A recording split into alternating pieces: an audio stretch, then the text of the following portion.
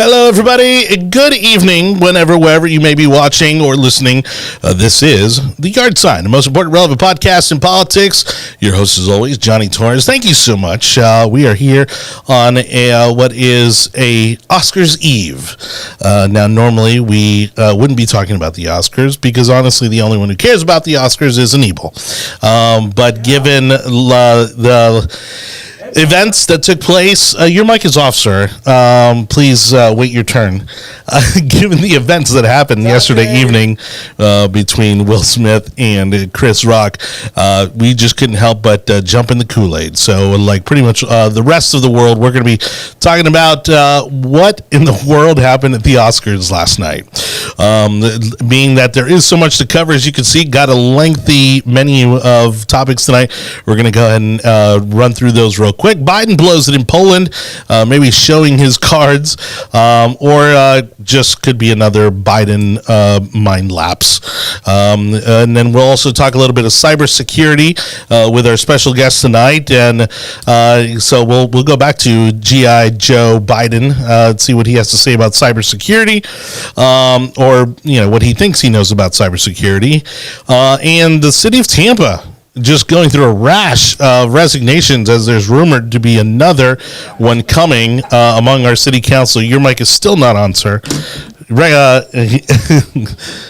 And we'll be closing out tonight's show with local Astroturf media and what the left is trying to do to, again, get some kind of an edge, some kind of momentum going as we are leading up to what is going to be a disastrous midterm elections for them, and definitely a toss-up of an election in 4 years, or in 3 years, I guess, technically. So, with that being said, now we go to the rest of the table and introduce today's guests. Over on the far left is the far right, Anibal David Cabrera. Now you may speak, sir. Okay, good.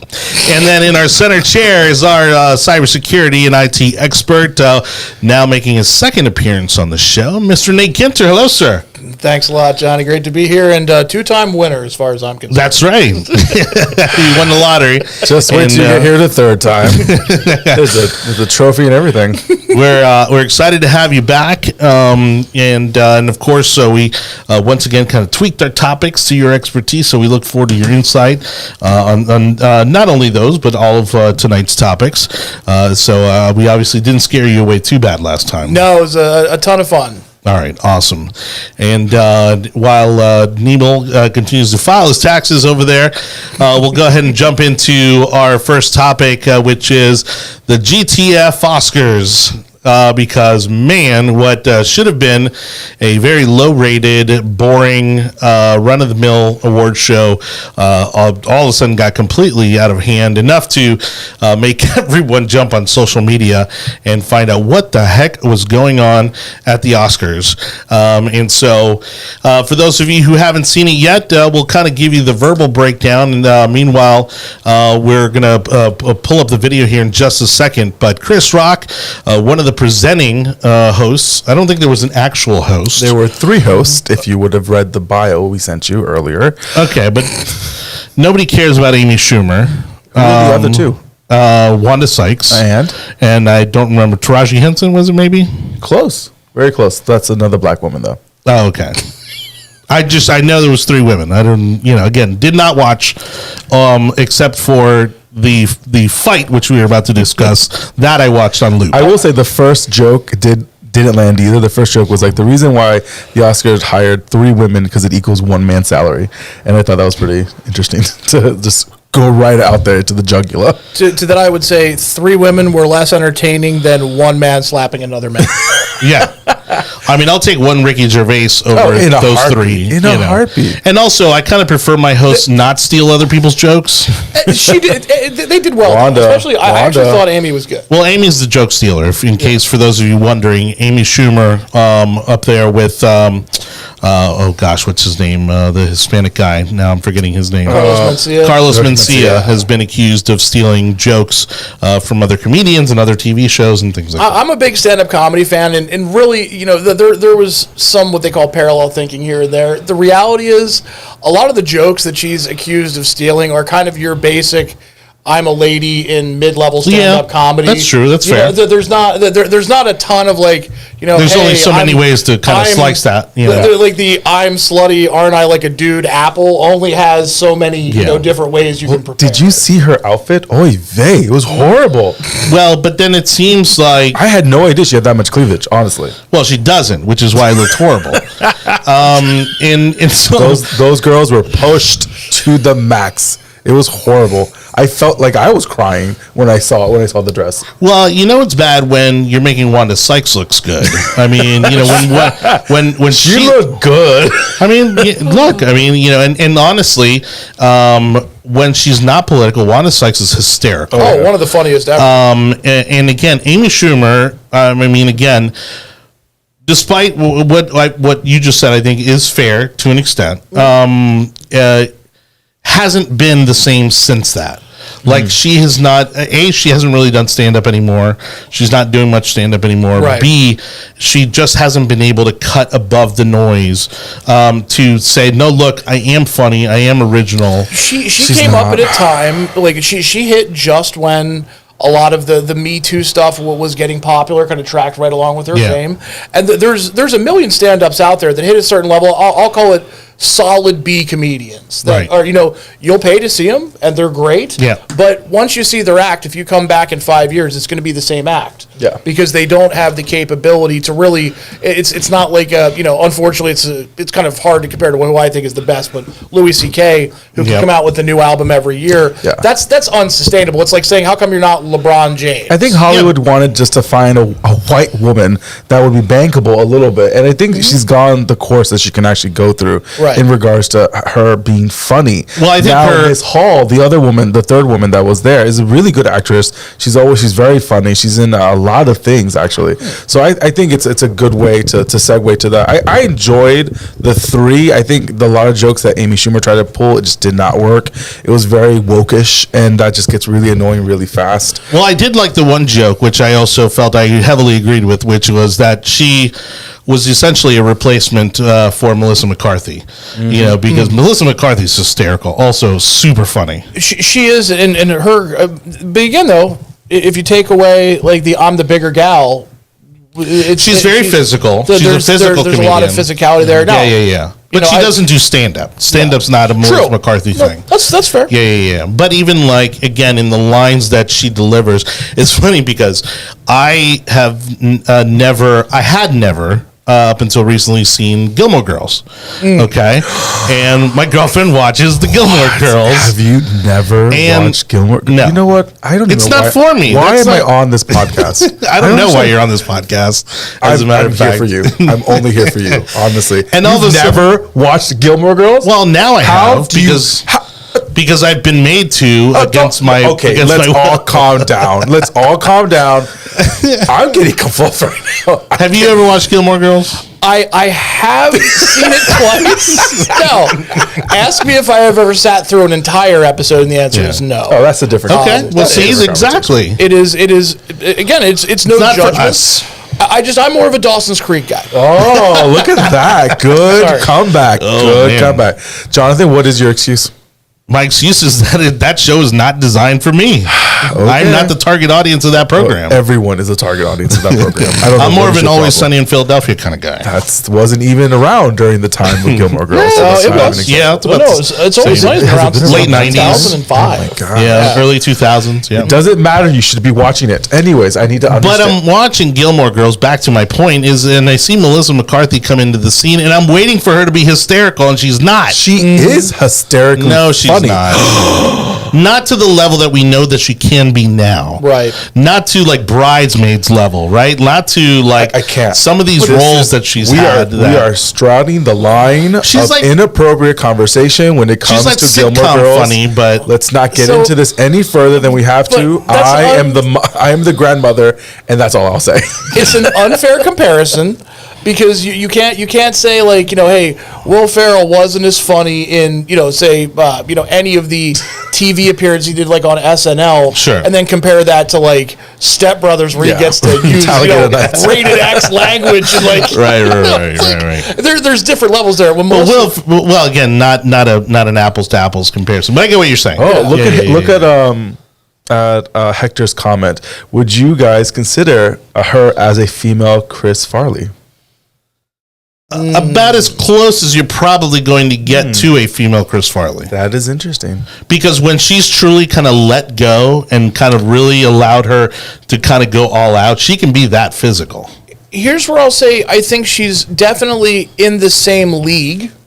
Is that there is an outtake for I want to say either like the 40-year-old version or Knocked Up, like one of the two, where she was playing an executive, and in the outtake she's supposed to be insulting to someone, and they just let her roll, right? And she gets so filthy and ridiculous, and and she just keeps going for like 2 minutes, and that's the funniest part of the movie. Right. All right. Well, we went way off topic. Let's get back on to the bandwagon here. We need one more topic. I need to know: are you a Logan?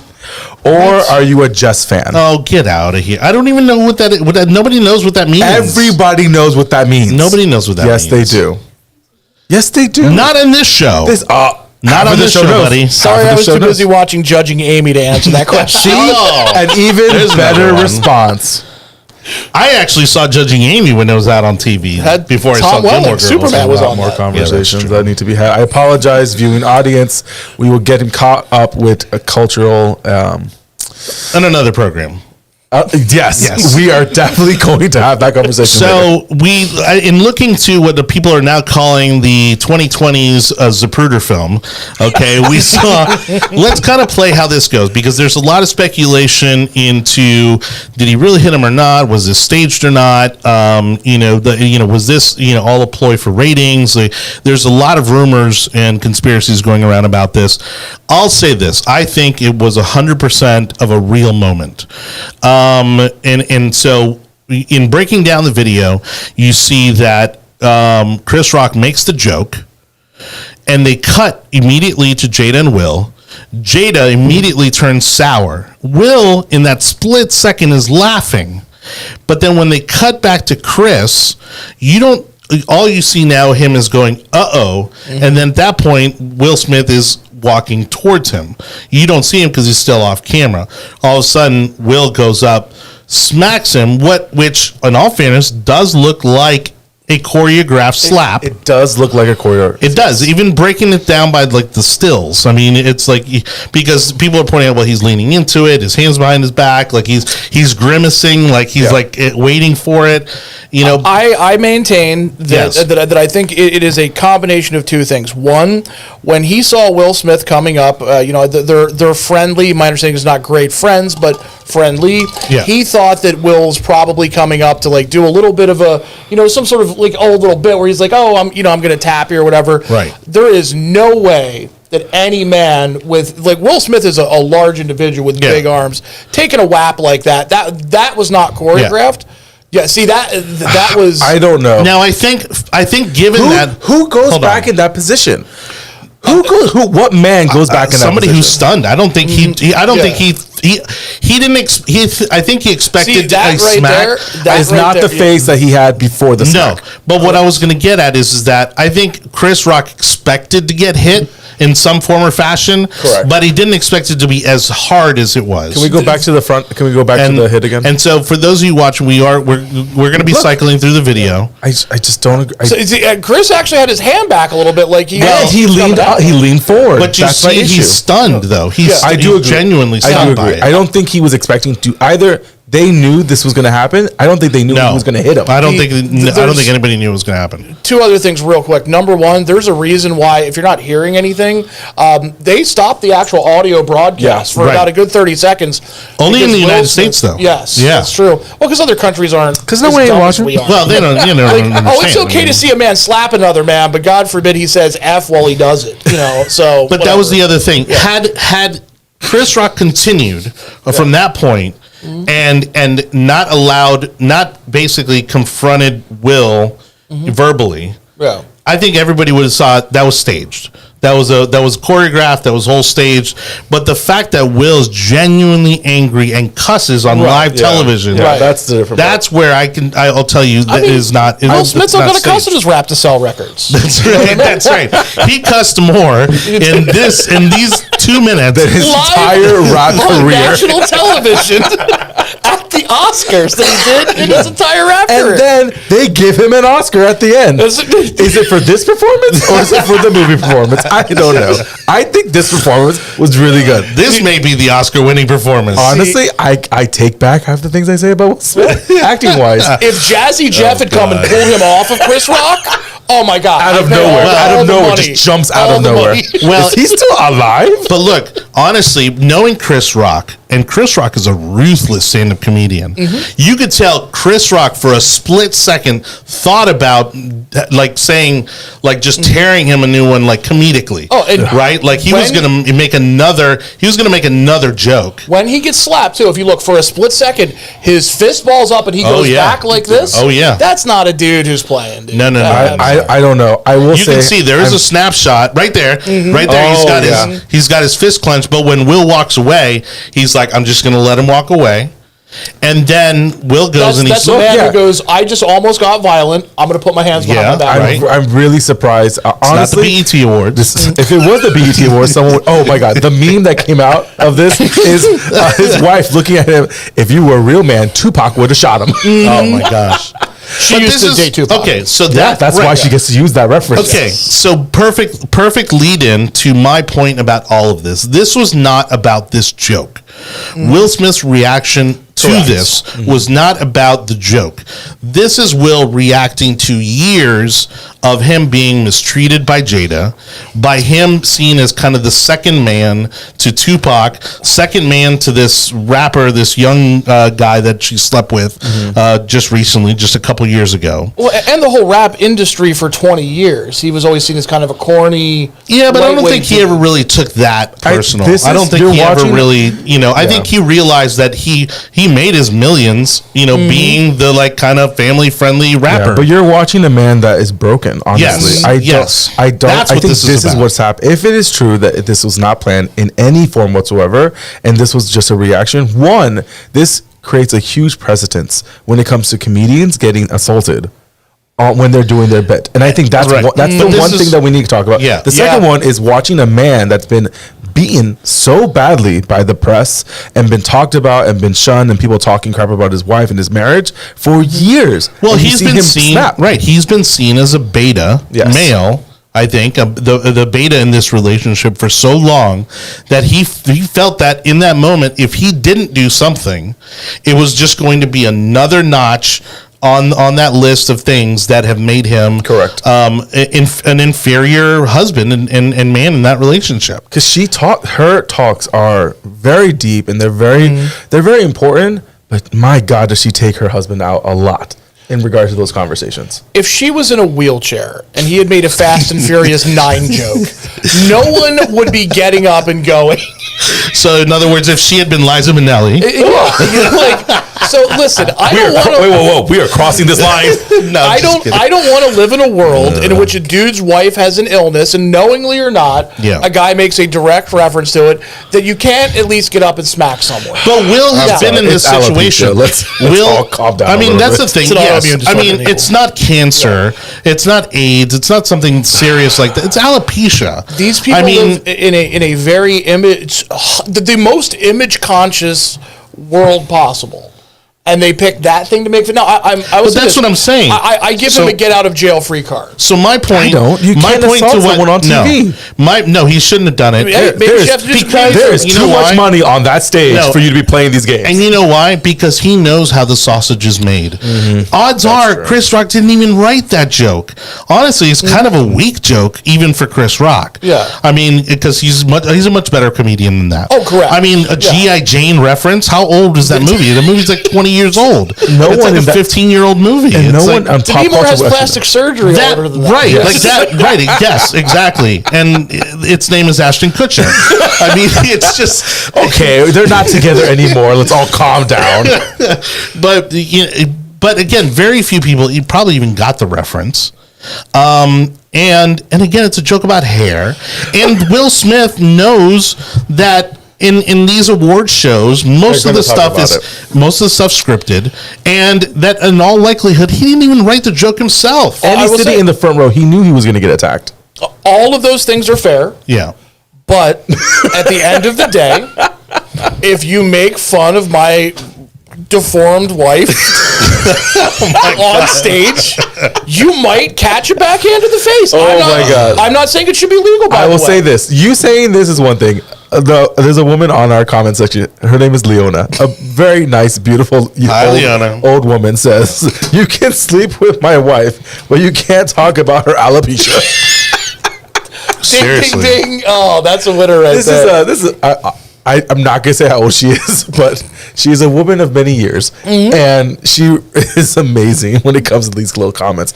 I don't think it's appropriate for there to be any violence. I agree. It's he's roasting everyone in the room, 100%. So I don't understand why he thought that he won. Well, that was another point I made earlier on Facebook with two friends. Funny enough, it's like one of the most liberal people that I'm connected to on Facebook was actually kind of taking Chris Rock's side on this and talking about how completely unnecessary this was for Will to do.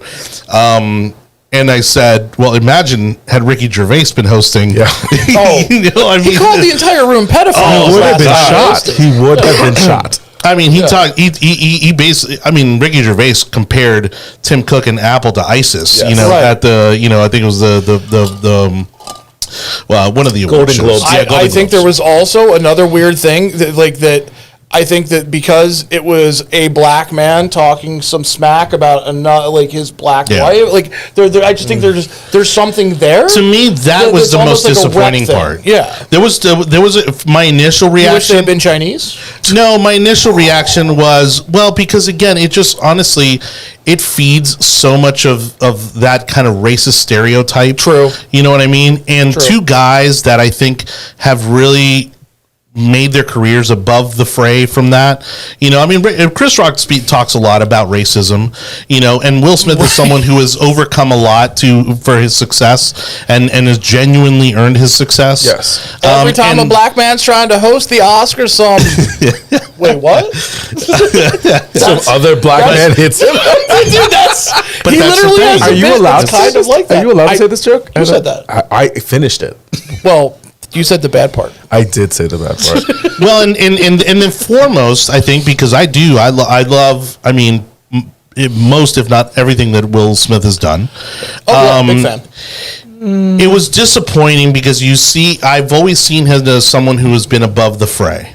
Someone who has, preached positivity, preached, let's all get along. Let's all, very kind of genuine, positive outlook. I was as surprised by this as if, let's say, The Rock were to actually go and physically assault somebody. Right. Like, it was so out of character, True. I felt for him, that I was really disappointed, and I felt even worse for him for that reason. Or did Will Smith warn us when he said he was wiki wild? People don't understand. Well, you got to love all the jokes that came out, right? The internet is again winning. It's like, now we know why they sent him to live with his auntie and uncle in Bel Air. I didn't even. How did I miss that? That's amazing. Oh no, my favorite one was what did Chris Rock wake up with on his face? I Fresh Prince. That's a winner. I'll say this not to be down on the situation, but again, you should not be violent. Violence should not be taken whatsoever. It's gonna now allow for people to think that they can do this when they're at a comedy show, and that's gonna cause problems because there are an Amy Schumer. Slap the hoe. But I'm telling you, Ricky Gervais you go to a Ricky security Gervais? Immediately. There's going to be a bulletproof. Ricky Gervais is not going to host anything ever again. Yes. Well, so I agree with you. And by the way, I'm not advocating that that there should be violence, and especially if you're at a comedy show. That's totally beyond the pale. Will Smith shouldn't have done it. I'm just not really that angry that he slapped. And again, there should be some sort of consequence, but there's a reason why they don't send you to jail for 10 years for smacking somebody. On the street, sometimes somebody has it coming. On the street, at a private party, at whatever. Okay, totally acceptable. Okay, I think when you're on television, live television, on a global. I'm talking global. This was seen immediately, instantly around the world. For it. Oh, of course, his brand will suffer for it. And And okay, people are like, well, this isn't the first time he's snapped this way. He did. But even the other thing I felt was equally justified. But that was at least in a more appropriate setting. He was on a red carpet. Some guy like hugged up on him and kissed him, and like got a little weird. And That's assault. And so Will Smith like smacked the crap out of him. Right. But again, that's self-defense. Honestly, he got off easy. Right.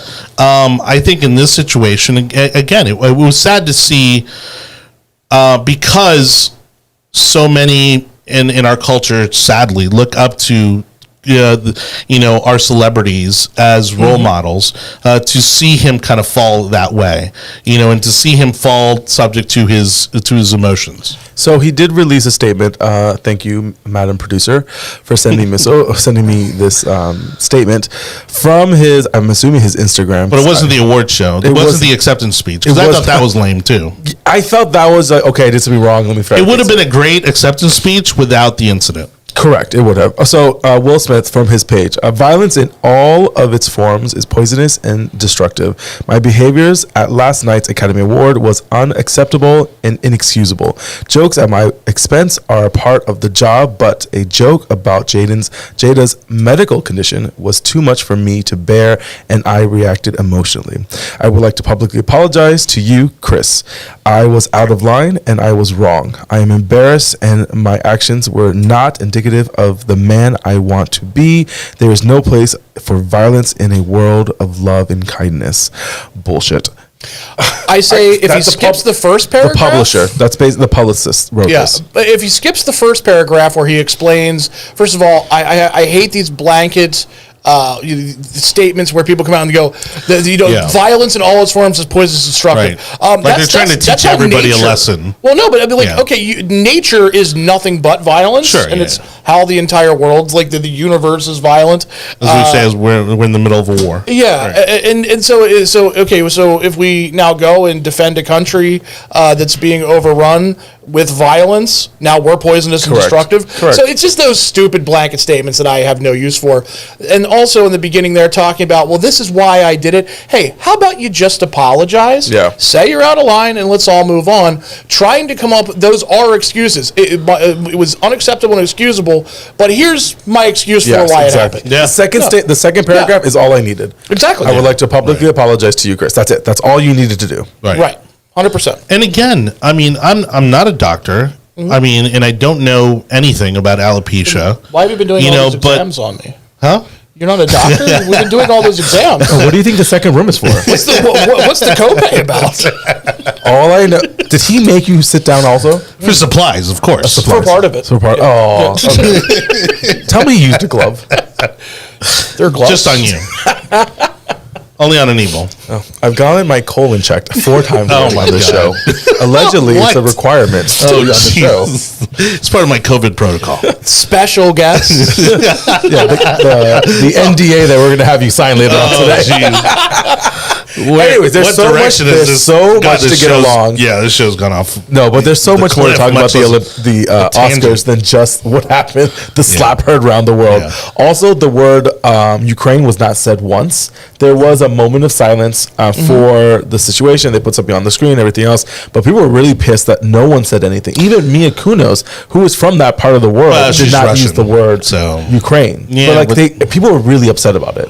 What more do they want us to do? It's not like and it's not the platform for it. Like Ricky Gervais said, nobody cares what you think. Right. Nobody hence why they do it. Hence why they do it. And so people expected it, but honestly, I'm glad they didn't because they have no knowledge or expertise in the subject. I would rather have expected that. I would rather had them talk about Ukraine than not talk about the GOP because they kept on talking about that shit the entire time. Well, of course, because it's their one thing that they get all excited about. But again, that's a whole nother issue. But they lost that issue. They can talk about it all they want, but at the end of the day, Ron DeSantis won that issue. Right. It has actually been polled as being favorable among Republican and Democrat voters because they know what the actual policy is. And so they want to twist it into something that isn't there.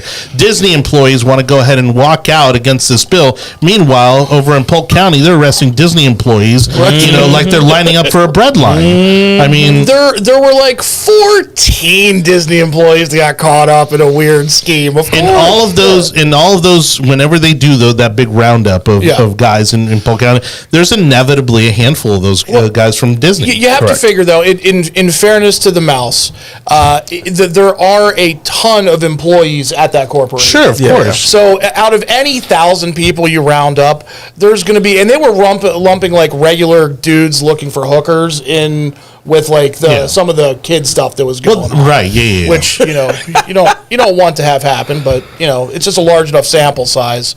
But I get where you're going. I don't know where to go from there. Well, but anyways, I mean, again, it's a big topic. I think does this fight at the end of the day, does it diminish, I think, the gravitas, the kind of elegance of the Oscars? I think it. I still find the Oscars very boring, and but now I might watch next year. I don't think people care much anymore. I don't think the Oscars are boring. I think the fact that Lady Gaga did not get an Academy Award for her performance in Gucci was an issue, and I think a lot of people were upset about it. Her dress was fabulous.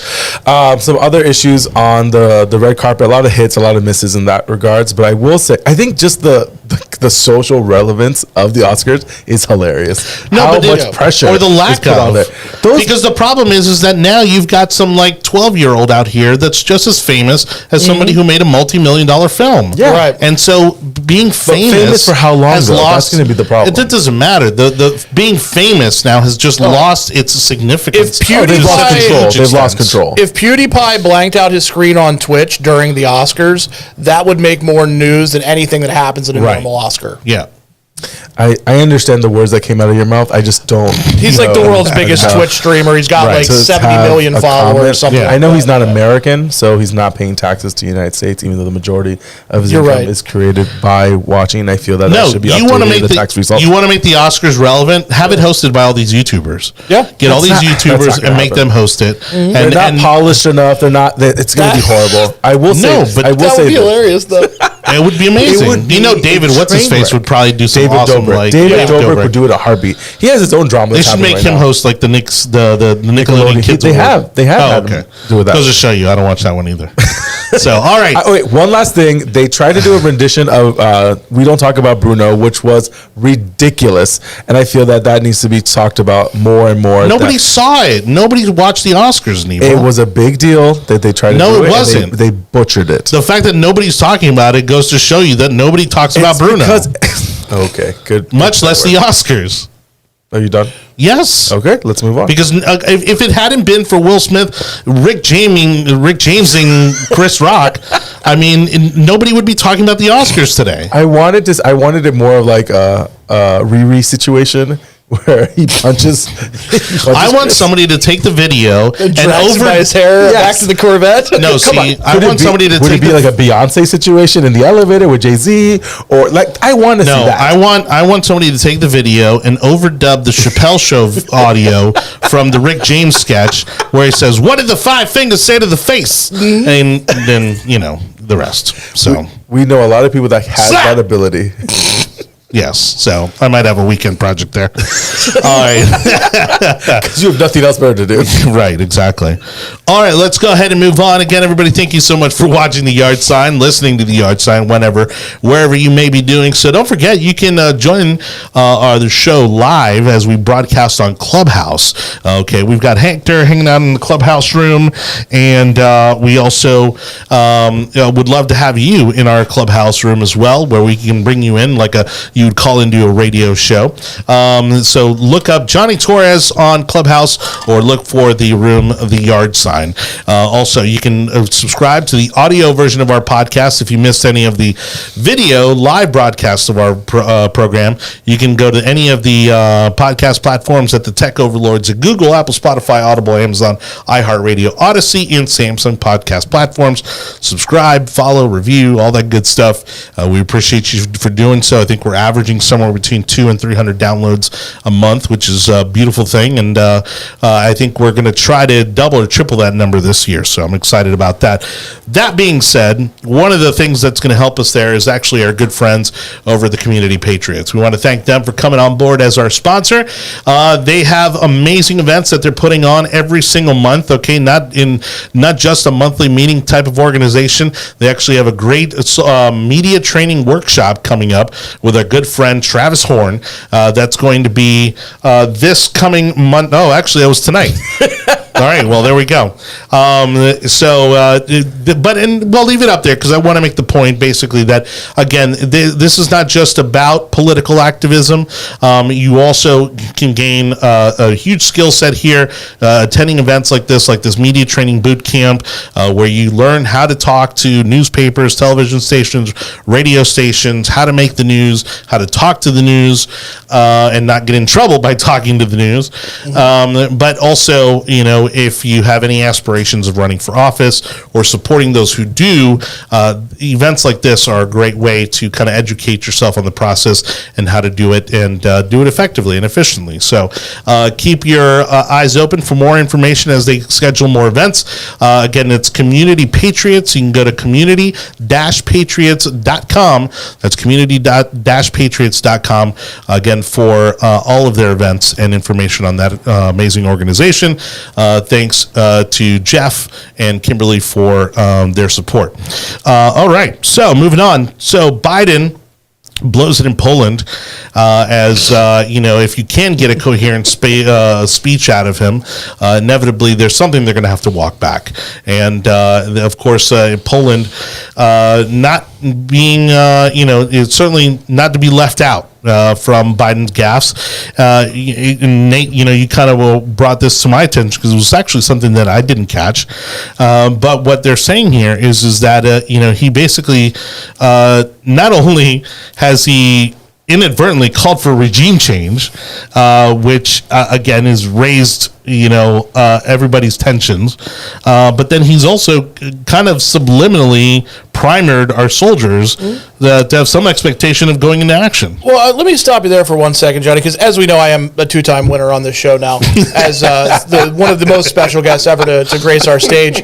And also, I was last here about a month and a half ago, and I don't know if you want to call me Nate Stradamus, but one of my big predictions was that I thought there was almost no way that Putin was going to invade the Ukraine, and I still don't believe the coverage.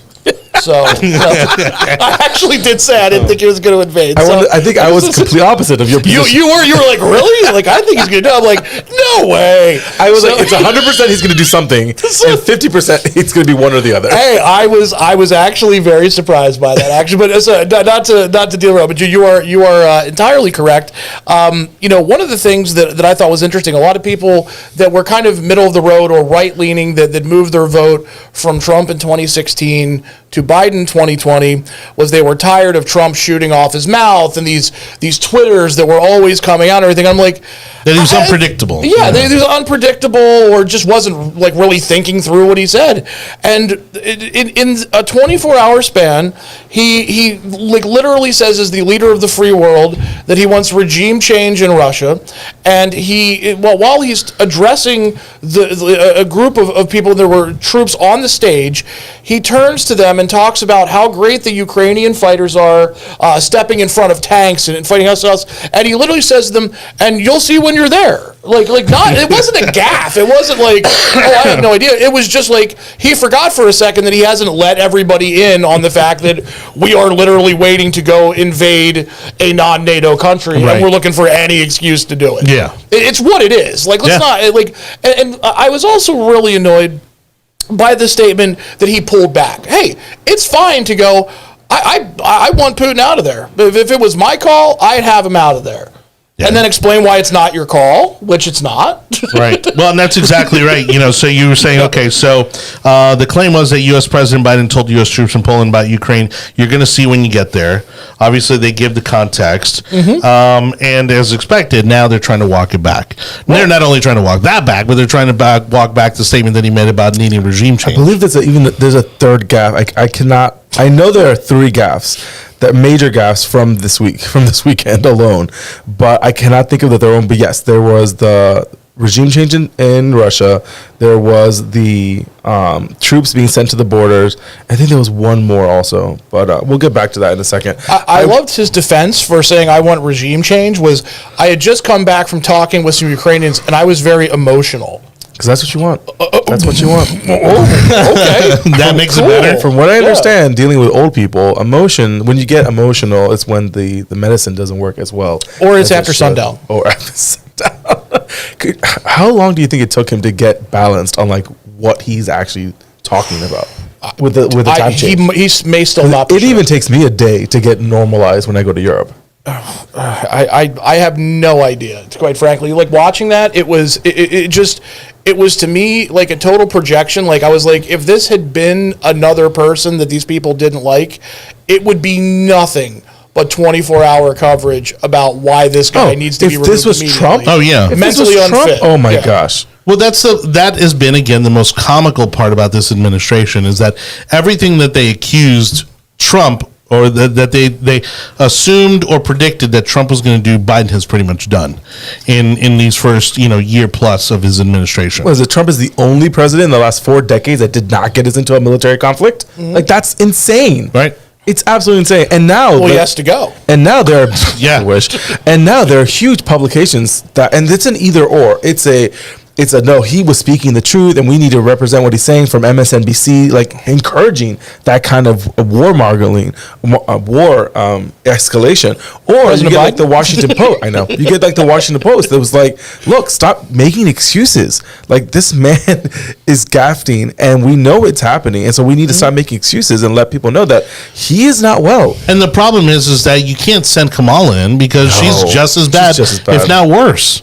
Because she just goes on these ramblings that mean nothing. If they put Kamala in, it will become the senior military staff that run all those decisions. I don't mean that even in a bad way. She knows her strength. She's not a military leader. She's not a wartime president. And she's going to defer to the experts that are around her. And those boys like to play with their toys. Oh, yeah. This has been one. It's their livelihood. It's their relevance. It's, justifies their budgets. Well, we're out of Afghanistan. Someone needs to fill in that budget. So why not a long-term war in Ukraine? And this is what I fear. I fear that Zelensky is trying to figure out a way to get Zelensky. I'm sorry, is trying to get out of this situation. I think what's happening now is that the West really wants there to be a long-time war to be able to basically bankrupt Russia in regards to what's happening in Ukraine and have them do a long, bloody war. I don't think that's going to happen still. Our media definitely wants that. There is such a vested... It's almost gross. CNN wants a war. Oh, so does Fox News. Don't kid yourself. Because at this point... kid yourself. They do too. No, but no one was watching CNN. The only time you watch CNN is for car chases and tornadoes. That's not true. Somebody has to run the boards at CNN. But they want it for ratings, A, and B, they want it to so that they because they feel that this is probably the only way at this point that Biden's approval ratings are going to improve. And it has not. It has no. They've continued to crash. And if he does it, I think what they're figuring out is that unlike this isn't the same society that it was in the 50s and the 60s even and the 70s, 90s, even in the 90s. Yeah. That if he goes to war now over this, which is not super popular, he's not going to get the bump and he's going to get the flack. Correct. I mean, I would say you probably have 2 Republican wins in a row if they go into that, because first of all, we'll still be fighting the Russians in 8 years. That's not a quick war, and probably be fighting something called the Russo-Japanese or Russo-Chinese alliance, because there's no way China's not going to jump in. I mean, so far China's trying to play. They will take Taiwan. No, China will not take Taiwan because of what they've just seen. The fact that we have levied such financial sanctions on Russia is the reason why China will not get involved. And now they see that Russia has been talking some real bullshit when it comes to their military ability to run a war. Well, that's true. Well, that's true. That's the thing. A big problem. I think China's realized that the fellow bully that they thought that they had in their pocket, they were paying him off. Yeah, just got his face punched in. Right. Yeah. And now doesn't know how to get out of the situation without looking like an idiot. And that's the bigger problem. What needs to happen so that Putin can get out. There needs to be an off ramp, and no one in this administration is talking about an off ramp. Well, the problem is he put himself in a position where he blew up all the off ramps behind him. Correct. You know, that's one thing that I think is unfair to levy at, you know, like a lot of people, you know, Zelensky or other people that are at the table, to say, well, how can we let him out of this gracefully? He made a bad move. He was a schoolyard bully that got exposed for being kicked by like the smallest kid in the but this schoolyard bully has nuclear weapons, and so the same way that we did not take a victory lap during the fall of the Soviet Union the first time, right, is a reason. That's what we do. We are not those people that do a victory lap when something like this happens. And I think Joe Biden is already starting to talk about a victory lap, and it's starting to piss off a lot of people. And the American public has already shown in the polling that they do not like the position it's going, because gas prices are going through the roof, food is about to go through the roof. I have a client that does distribution of eggs and milk, and that is getting ridiculous right now. Yeah. What if you know, like, if just two things. I'm always curious to hear this. We take nuclear weapons off the table. Does your opinion of what we do change at all? No. Okay. Because I truthfully don't think anyone is that insane to truly pull that lever. Okay.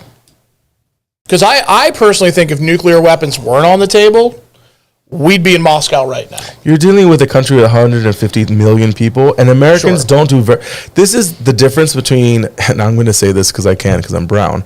There's a difference between you invading a brown country and you invading a European country. We're seeing that plainly between, you know, again, people are making the comparisons to, you know, Afghanistan and Iraq and, you know, and all these Middle Eastern countries to how people are reacting and treating, you know, the people who are fleeing the Ukraine. Yeah, even the Russians. Yeah, even the Russians themselves have treated certain parts of Kyiv differently than they would have done in Syria. Like, Syria was nothing but carpet bombing the entire time. We blew up entire cities in Afghanistan and in Iraq.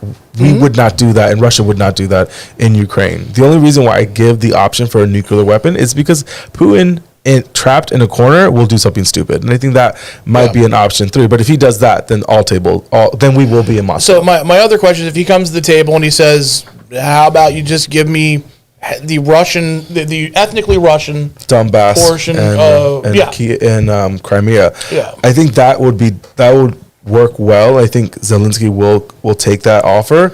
The problem is you still have 100,000 troops in Ukraine that need to figure out a way to get out. And the problem that's happening now that I think people aren't realizing is that the Russian military is in a position that they cannot. It's so difficult right now. We're at 7 generals that the Russians have lost in the last month of fighting. Wow. They've lost. Okay, so 60,000 or 16,000 troops have been killed. Okay. 50,000 are wounded or have walked away or something else. They've downed 121 planes, 127 helicopters. They've sunk 7 boats. Like, I am surprised the Ukrainians are even still in this fight. Right. And at the end of the day, I think they will pull it out because they're already this far in. I think they're already starting to take land and take territory back from the Russians. And again, my sources have been telling me that the Russians are in a complete evacuation and moving back into the Donbass regions. What happens if they if they get back to their? I'm just throwing this out there, you know. So if Russia gets back to whatever their border, they do somehow find a way to mostly exit. Well, now they've seen how weak their military is. What's to stop the Ukraine if they get their war machine rolling? No, Ukraine won't do anything. Do you think they wouldn't advance at all? What's going to happen is if Putin has a big enough bloody nose, there will be a regime change. Yeah, I mean they don't have the firepower, the resources to kind of swing the pendulum the other way. Sure. Yeah. You know, so I think as long as they get them out, I think that's good enough for them. And they win. You know, and that's where they win. Yeah, exactly. And there will be a Marshall Plan like no other has ever been seen before to rebuild the country. But again, I think the fear is this. In the United States, there's a process to become a leader. There's a process to get elected, to become president, everything else. There is no process in Russia to get to that position. Of the maybe 2 or 3 million American citizens in the United States that have some political position or have some kind of ability to lead, Russia has maybe 100, 150. Wow. And we're trying to knock those out even more now every time they lose a general. It's someone they don't replace. because they're so afraid of a revolution again, that they've been isolating themselves. And again, what happens with when the curtain falls again? And I don't know what that's going to look like. Well, so one of the elements of this war that I think has actually kind of fallen short of expectation, to kind of transition into our next topic, the cyber war. Yeah. You know, Putin himself said that the next war would be of ones and zeros and blah, blah, blah. You know, and, and we thought, much like their physical firepower, we thought that Russia was or does have like this kind of superior, massive type of cyber, military, department, I guess, for lack of a better term, or team, that was going to was going to cause all kinds of chaos through cyber hacks and cyber attacks, and we haven't really seen any of that. No, and this is where I declare myself 1 for 2 on issues. Wrong about the invasion, but I did also say I don't think there's any significant. I would say, not that Russia doesn't have some sort of force. They absolutely do.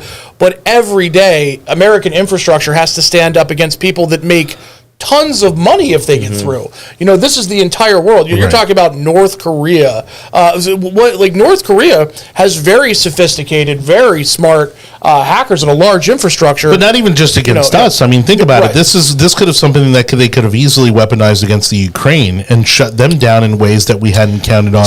And we haven't even seen that side of it. So what they've actually been doing, and this is kind of fascinating, the Russian military has actually been targeting there's like 6 major internet providers in Ukraine. Okay. And they have been targeting their facilities, but again, just hence why Elon Musk was brought in. But one of the things that was wild is that you have these stories of these companies, these private companies actually going, we're part of the war effort now, banding together and actually going out and repairing each other's equipment and running new lines and things like that. The fact that the infrastructure is still stable, the fact that we're still getting pictures from Kyiv, the fact that the lights are still on, I am so surprised the lights are still on.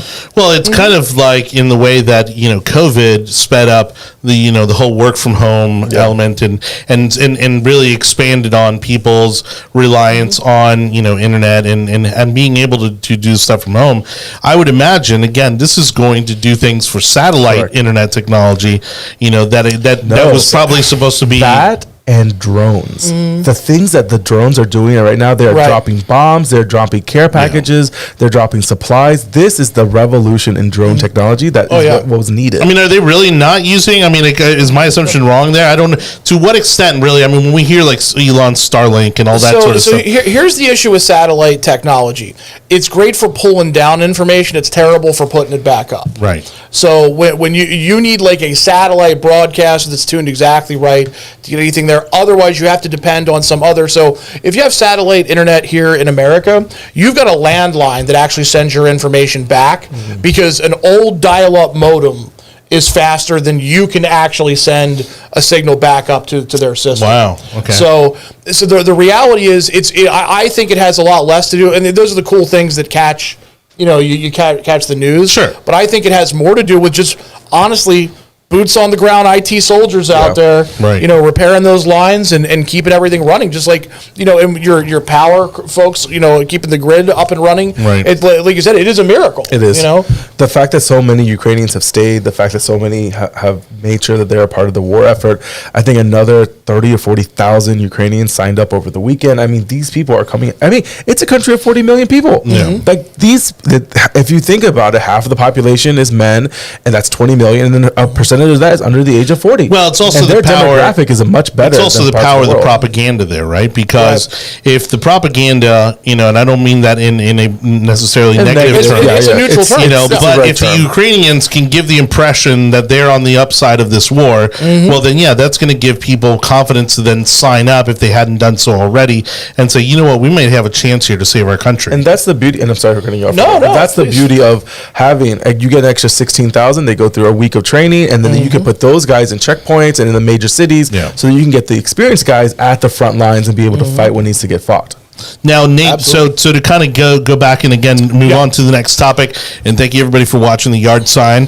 Don't forget, you can follow the show. If you missed any of the show, you can subscribe to the audio portion of our podcast on any of your favorite podcast platforms all over the country, all over the world, even.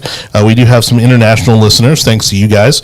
And so kind of want to touch on that because again, we've kind of seen what didn't come to fruition in terms of a cyber war, right? But it's interesting the timing of it because not only here in the United States, but we're seeing world leaders in other countries all allude to the urgency now, the need for cybersecurity, and how it's like everybody needs to kind of get up to speed on this. But Biden's was kind of especially unique as expected. Why? Yeah, well, one of the things that I find frustrating being in the cybersecurity profession is it's always one where people are always saying, well, we need to do a better job, or look out, here comes the boogeyman again. Right. And there is some truth to the fact that you should always be paying attention to cybersecurity, but I liken it to yes, you should always be, if you're running a business, you should always be paying attention to your cash flow. Yes, that's true. Yeah. But the idea that there's some brand new, massive, never before heard of threat is just frankly lying. It's not true. And when the president comes out and delivers these speeches, I really wish he would just say, hey, it's wartime. Just be on your toes. Right. Make sure you're tightening everything up as much as you can, and that's cool, and leave it at that. Because when he tries to go deeper, I don't know who he's trying to talk to. If he's trying to talk to me as a cybersecurity professional, he literally made this statement. And he's flipping his page over and bank can enable cybersecurity by default. I have no idea what that means. It makes zero sense to anybody, and it's also not a true statement, even just as simple as it is. So I wish. I mean, this was part of what was actually written for him, right? Yes. Despite I'm sure him going off speech. They go, in May, I issued an executive order to modernize our defenses and position the federal government to lead rather than lag in its own cybersecurity. I mean, really? I mean, is the federal government really falling behind in cybersecurity? So what they've done is they basically put out another set of standards that they say you should follow for cybersecurity. Right. They're not really much different than the ones that came before them. The only real requirement that's actually different, as far as I can tell, the major policy change, is that further down the chain in the military supply line. So if you're a company that makes parts for a company that makes parts for, say, Boeing, further down the chain, you're required to meet these specific technologies. Yeah, that was the National Security Memorandum. Yeah. So, okay, that's cool. It's called CMMC. But that's groovy. He did do that. That was already in the works for a year before he got into office.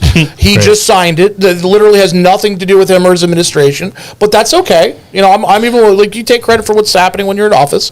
The part that kind of riles me up a little bit though is, and I don't have the transcript in front of me, but the way that he did actually perk up a little bit and kind of got a little indignant when he talked about how the government was shoring itself up and these private companies, we don't have access to your stuff, and you're going to have to show this. Yes, you don't, because we're private, and that is correct. I was going to say the frightening thing here, just a little bit further down in the speech, is saying by using the power of federal technology spending, we're improving the software available for use to all Americans. So basically, they're hoping that Americans are going to use whatever this government, issued software is. We don't even use the government issued masks during the vaccine. And by the way, I have heard zero about this, so I think it's again him not understanding the briefing that was there. And to be fair to him, the people writing the speeches that he's reading, they also don't understand cybersecurity. I mean, they're like, our 100-day action plan to improve cybersecurity across the electricity sector has already resulted in more than 150 utilities serving 90 million Americans committing to deploy cybersecurity technologies, and we are working working to deploy action plans for additional critical infrastructure sectors. So do you want me to summarize that? Yeah. Do not open an email from Lacey7XXX from .com or any .gov extension. .ru. Right. Well, dude, and I'll tell you another thing that was really funny is listening to, and she's the head of cyber for, I want to say, DHS. She's kind of the cyber guru. I don't have her name offhand, but they tapped her to do like a full briefing. And she comes out and she says sentences to this effect: we have credible intelligence that our top level intelligence communities are seeing threat intelligence coming in that says Russians could be researching ways to attack us from a cyber posture. So it's like 18 if-then statements saying, we have real intelligence that says they might be looking into something, guys. How much do these people get paid? They might be. How many commas are in her paycheck? Oh, yeah. So I would love to know. Yeah, so I will tell you, there was at least a few. There was a certain head of the IRS that said before Congress that she could not produce emails from a certain period because her computer died. Now, there is only one thing that can be true about that statement. It either is or it isn't. And if that is not true, that means that the government wasn't using email servers that stored email. They weren't following their own guidelines to retain financial services data for 7 years. Yep. They were doing zero backups, and they had no archives. Now, I can believe both sides of that story, but one of them really, really would have to be like the most egregious failure of IT of all time. I do not trust this government when it comes to laptops. No. And when they are found and what items are in them. Well, that's the theory behind, like, all of a sudden all these nations deciding to make cybersecurity a priority, because in reality what they're looking to do is to find ways for them to be able to hide more stuff. Let's say the northeast quadrant of America goes into a blackout tomorrow and we say it was a cyber attack by Russia and we need to respond. I'm okay with that. You're okay with responding? No, I'm okay with the Northeast going down. I'm from there, so I would like to see that. But it's the old smoking gun, the old nuclear mushroom cloud shuffle-de-doo. Right. It's the difference between a nuclear mushroom cloud and then the grid going down.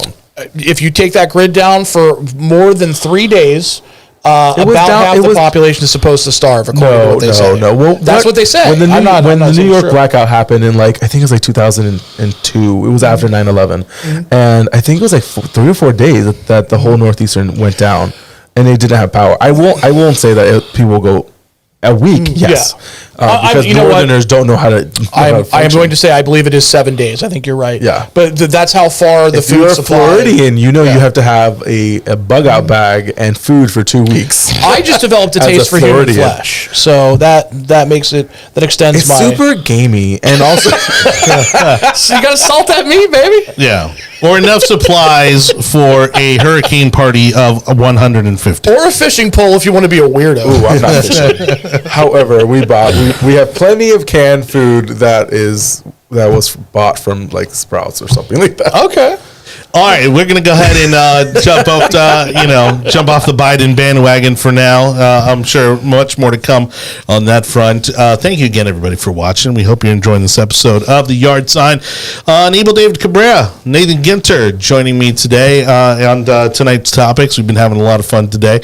We're going to go ahead and I was thinking of switching these two topics around, but now let's keep it the way it is. All right, so we have unexpected resignations abound here in the city of Tampa. And we kind of bring these about only because, again, if you look hard enough, there's a lot of issues, I'm sure, happening very similarly in a town or city near you. Well, it turns out that the chairman, the current city council chairman, it may be resigning from the Tampa City Council, all due to sexual allegations, and I do mean to use the S on the end of that, as there are multiple allegations being used against him. As the Tampa correspondent representative. Oh, excuse me. Yes, please jump in there, Hillsborough County. Yes, it was quite an interesting read. 18 of the 19 allegations were actually found to be credible. Oh. And there were a lot of conversations I'd had the allegation started in 2019, all the way until present day, the summer of last year. A lot of comments were made, sexual harassment, nothing physical. It was a lot more verbal. And also one of the lines that he would use to this individual that worked in the city of Tampa offices was the word, he would call her Sealy. And if anyone understands what that name is from, it's from the color purple. So he was saying that she was ugly and that she was only being used for sex in slavery. So it's a huge issue right now. At the moment, he is not resigned from the city of Tampa school board, city council. Again, when I saw the word Sealy, I was like, oh my gosh, I've watched the movie, I have read the book, I even went to the play, and that's a huge insult. It's very inappropriate. But this is from the mayor, from Jane Castor. Since Orlando is an elected official, do not have the authority over him. However, if he were a city employee, he would have been fired over these credible and sexual harassment revelations. In a statement she released, I know for many years in law enforcement that it takes a great deal of courage for a victim to make harassment and hostile work environment allegations against any supervisor, let alone one as powerful as a city council chairman. Well, I mean, in these kind of situations, especially in today's environment, one accusation or allegation, is enough to get you fired. And here we go, 18, 19, and this is just coming out. Yep. Now, this is somebody who, again, has been in office and then now has left and then has been now back in office.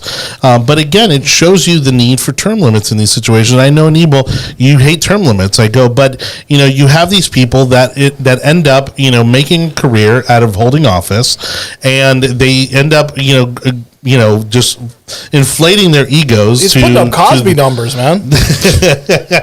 To the extent that, well, yes, I mean, to think that they are above the law, that they are untouchable.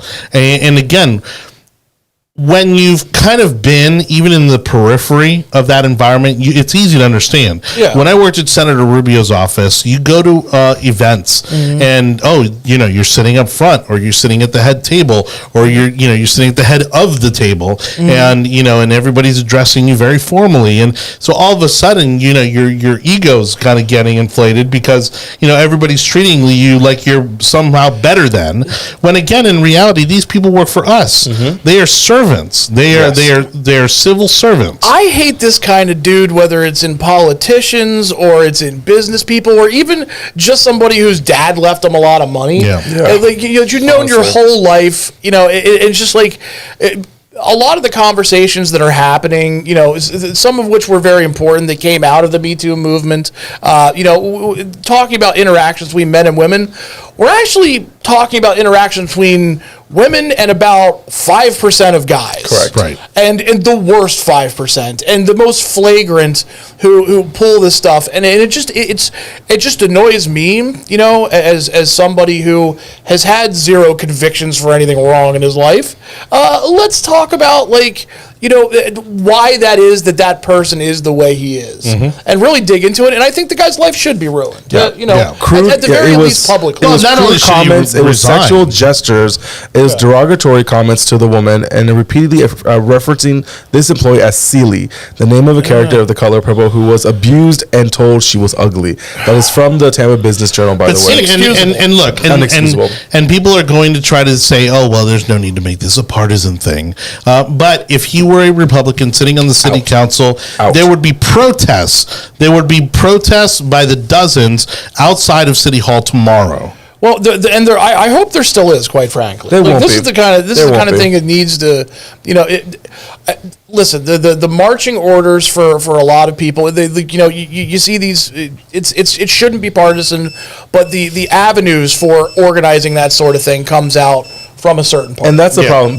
So last time we had this conversation about the city of Tampa's inner politics and inner workings, there was a whole conversation about, and this was during the Dunkbuilder, I think 2 weeks ago now, when he resigned, we had intelligence then that there was additional scandal that was going to be broken in the city of Tampa. So our sources were definitely correct in that conversation. And our sources are still saying there are still another shoe to drop.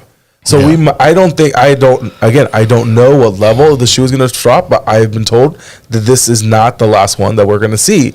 And this is now going to be a second city council member that's going to have to be, it's either... Well, I mean, look at the county commission. I mean, you've literally got people who are under federal investigation. Alleged federal investigation. I mean, it's on what planet is that remotely acceptable? There is a disclaimer, and depending on where the Rays make the final decision to put their stadium, will determine if there's a federal indictment or not. Follow the money.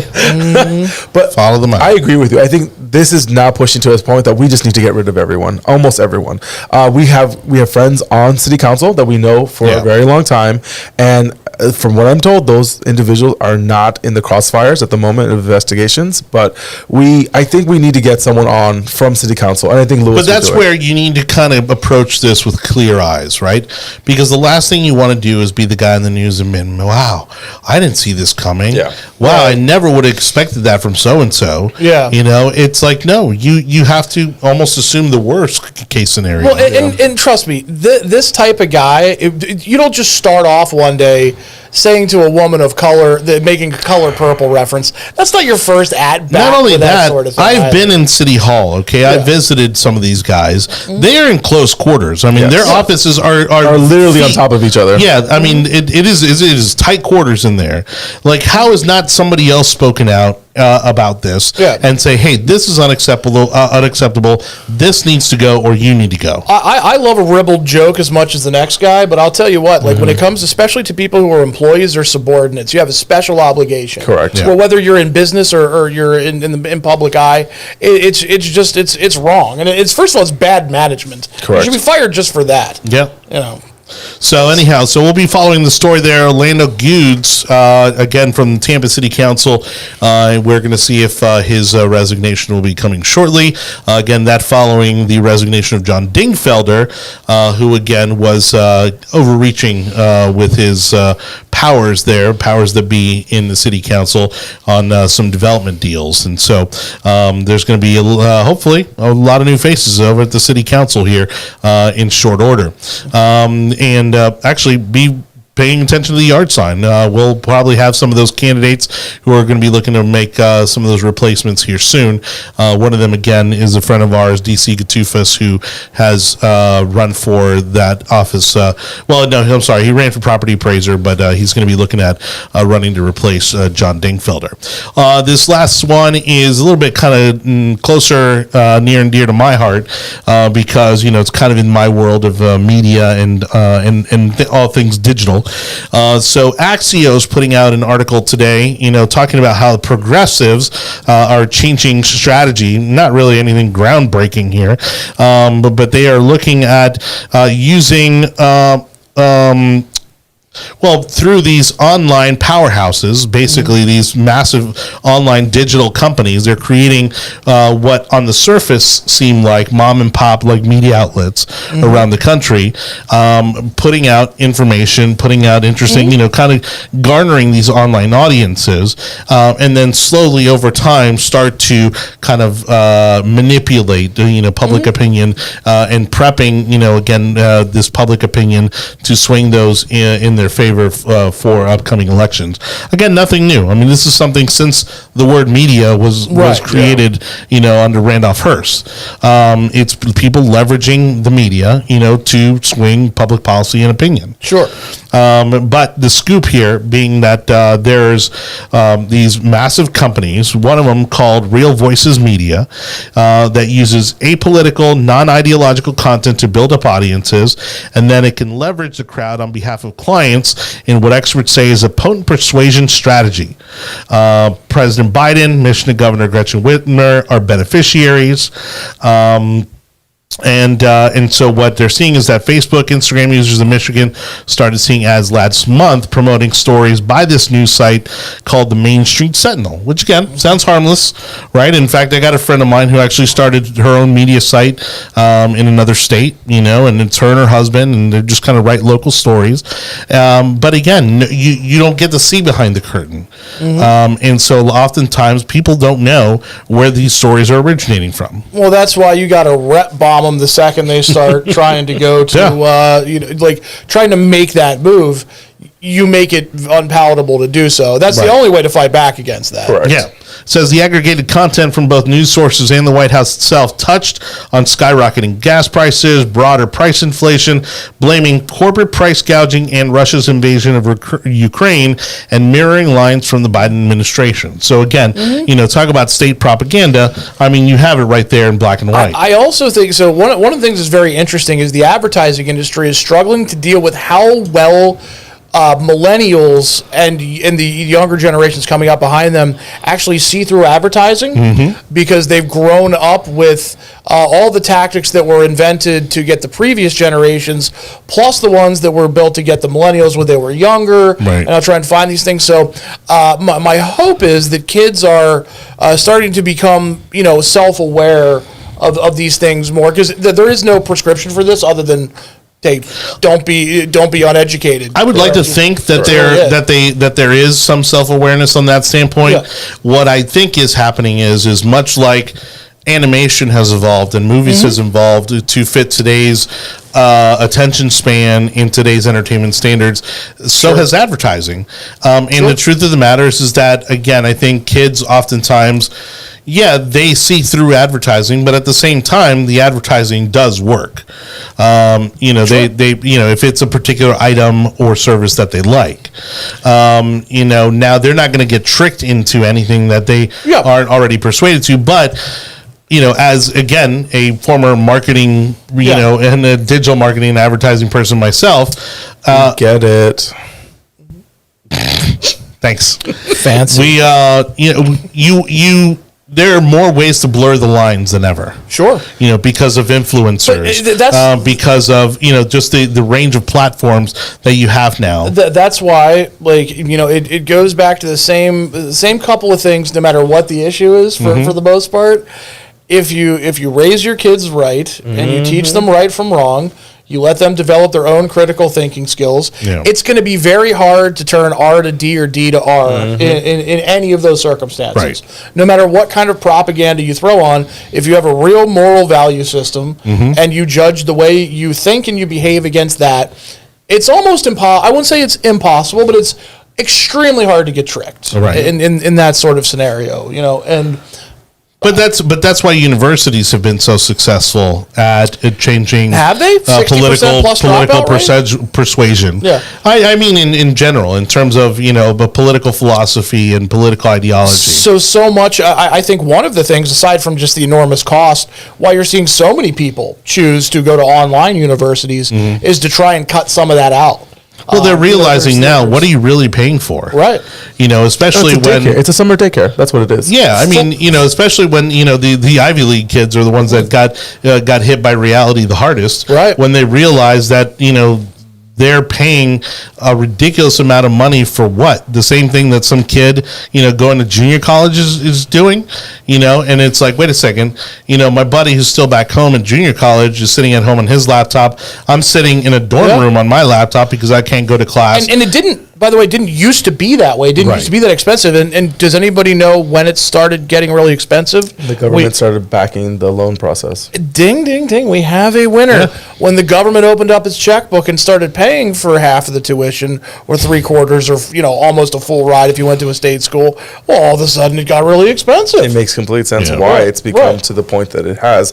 And people say, oh, we need to figure out a way to help these kids and everything else. I get it. If you took out a loan for $300,000 and you got a degree in basket weaving, I get it. It is what it is. Yeah. Or how many Greek mythologists doctorates can you possibly have before it becomes a problem? But again, these kids were led down a very inappropriate path, and it's the school's fault for saying just look, kid, there's 12 in your program. Well, there's 2 slots in the country for this job. It's not going to happen. The perfect example that I think makes the most sense as to how ridiculous all this is the one where, this guy right out of high school wants to go and start a business. So he goes to the local bank, to get a business loan.